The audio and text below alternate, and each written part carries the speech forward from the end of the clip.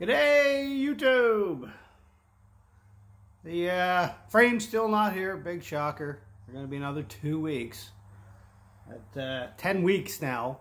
Gone by yesterday, and now they're saying another 2 at least. If you're thinking about ordering a throttle out customs frame anytime soon, better plan ahead is all I can say. So, without a frame, there's not a whole lot you can do. Motor's been rebuilt now for 2 weeks. The trans is ready to go. I did the rear diff, put new brakes on it, put the springs on the axles, and now I'm just gonna go ahead and do the front Dana 30, throw the brakes on it. But winter's coming, so I don't think I'm gonna get this thing painted since I don't have heat in my shop. I don't even have insulation, which I should probably do sometime. So I went out and rattle canned the new fenders I got. Just putting some flat black paint on them so that I can put them on and drive it all winter without having to worry about them rusting up by spring. So, you know, just a $20 rattle can from the hardware store will do. It's going to be sanded down in the spring anyways. I'm more worried about the wheel wells and the underside really than anything. You know, rocks going in there and road salt and whatnot. It would be a shame to have a rusty fender that I just bought. Anyways, today what we're going to do is I'm going to throw the new brakes on this Dana 30 front axle. There's nothing wrong with the pads. The pads are good. The rotors are plenty thick. It's just that they're really badly rusted from sitting outside for 10 years and not being driven. So I got new rotors. I got to put new backing plates anyways. The dust covers, they're completely gone. There's nothing left of them. You don't really have to run the dust covers, but it's a good thing to protect your brakes from, you know, road debris, oil and whatnot that get on the rotors. So I'm going to go ahead and put them on. This is the, there's different styles of brake calipers, and basically the retainers here, they're anti-rattle springs, and there's different ones that you have. Some are held in with a bolt, other ones have a spring clip. These ones have these loose floppy clips that actually turn out to be more of a pain in the butt than anything in the long run.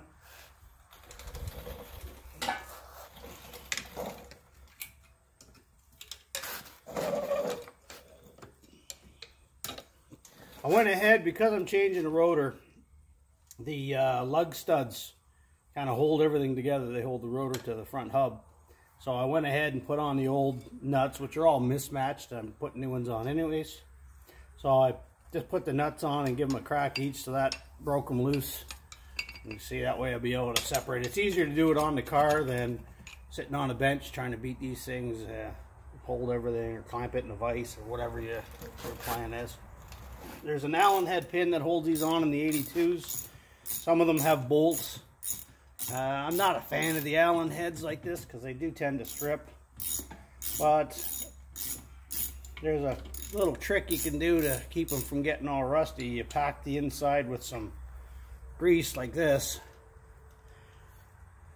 That way they don't get crap in there and there's less chance it's going to rust, and you can get them out easier.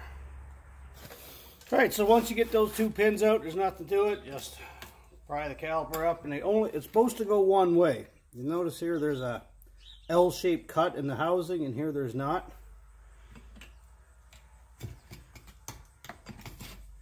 And that's the way it goes. If you try to put it in that way, you'll never get this end in. You can see the little L shape here. So it's kind of like a pivot point where it goes in and then down.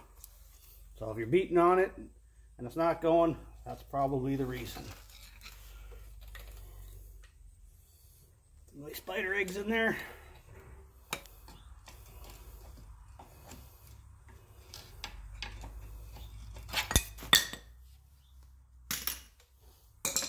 Okay, so as you can see, there's quite a bit of material left on that pad. And I'll do a comparison there, the new to the old. You see there's really not much difference. Maybe a 1/16 of an inch.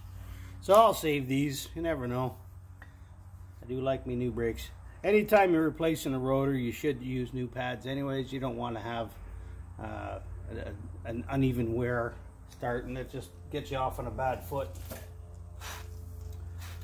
Okay, you can see the rotor's quite badly rusted.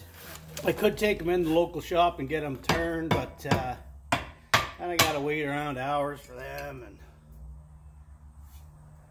it's just not worth it. My time has value. So for the calipers, I've got the luxury of having them off the car, so I don't got to hang them up, but you got to collapse that piston there before you can put them back in.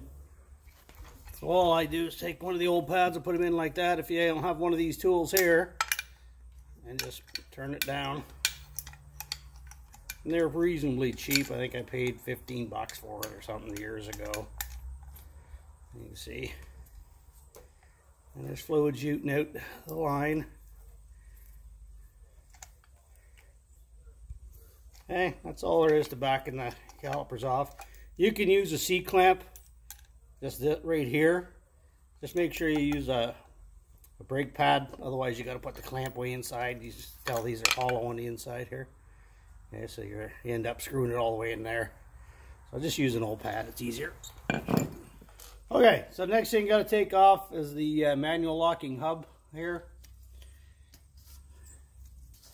Okay, so just back them off, that way you got the spring, the plunger pulled in. And some of them have 6 bolts, this one has 5.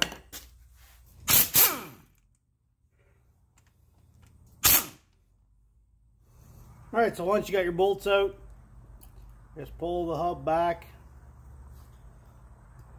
Okay, so this is your actual locking hub part, right?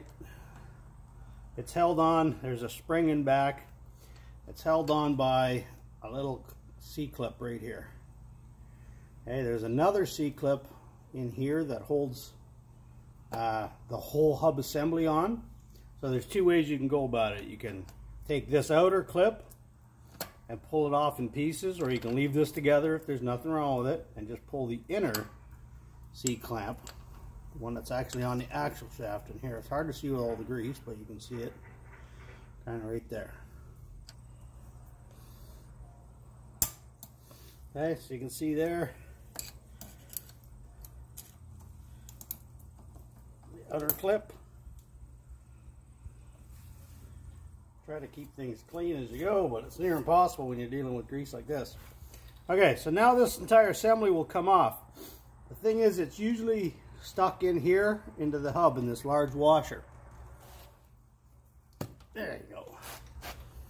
You can take all this apart by removing that other clip if you needed to, but there's nothing wrong with it. Why mess with it?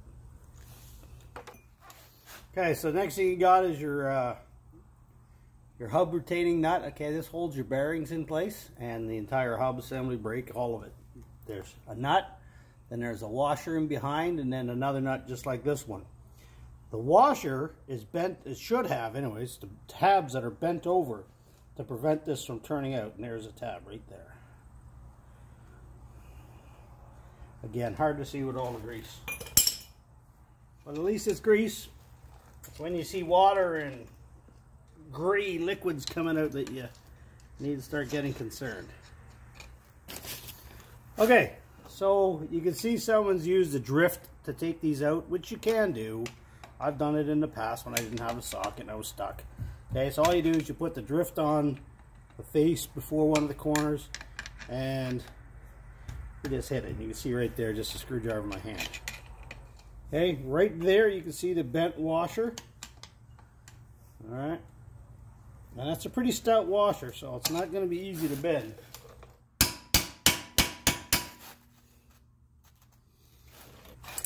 Alright, so there's your special socket you need to take these off. You can do it with the drift, like I said, but the socket makes it a whole lot easier.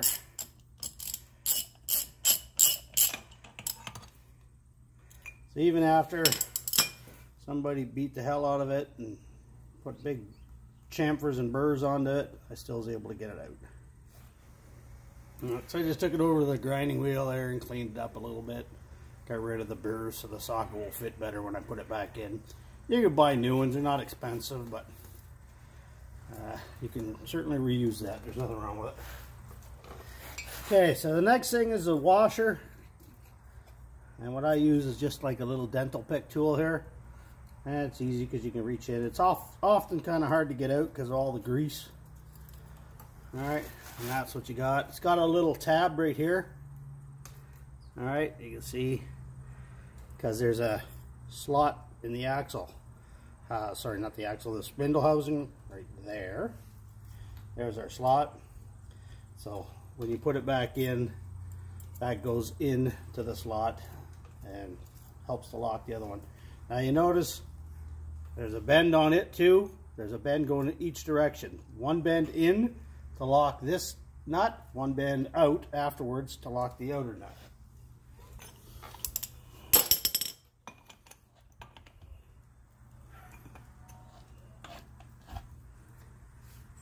Okay, so once you got both of them out, you can pull the hub and everything right out, and you see there my outer wheel bearing. All right, and the inner wheel bearing is inside. All right, there you can see the spindle nuts. The studs are in from behind, and what's left of my backing plate. There's basically nothing left. I've been hitting these with WD-40 for a while.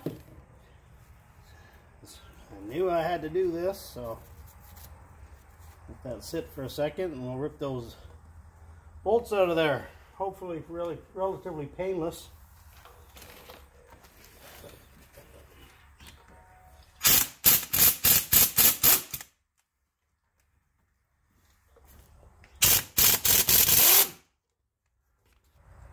I just about guarantee that those have never been off. So it's a miracle they came out without breaking the studs. Now for the fun part, getting that off.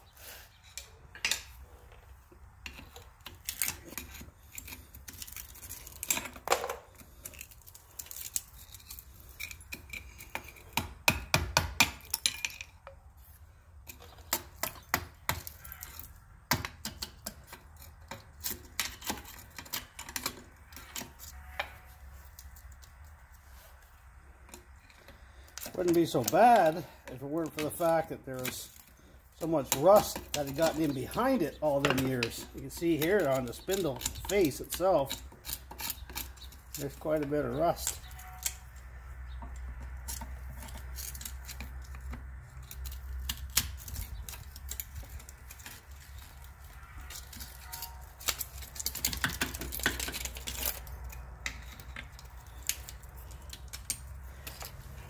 And there's what's left of my dust shield. Not only was it not keeping dust out, but it was making more dust. You can see here at the top, the dust shield was completely gone. And it was literally allowing dirt and crap to get in behind it. And just make things worse. Okay, there we are, all cleaned up. The majority of the rust is off. I mean, you're never going to get that perfect unless I pull the spindle, which I can do, but I'm not going to. The universal joints are all good on this axle, at least they are so far. You never know once you start driving something this old. You get a little heat into these universals, next thing you know, you got some clanking going on. So it's not that big a job to take it back off, so I'm not changing them today.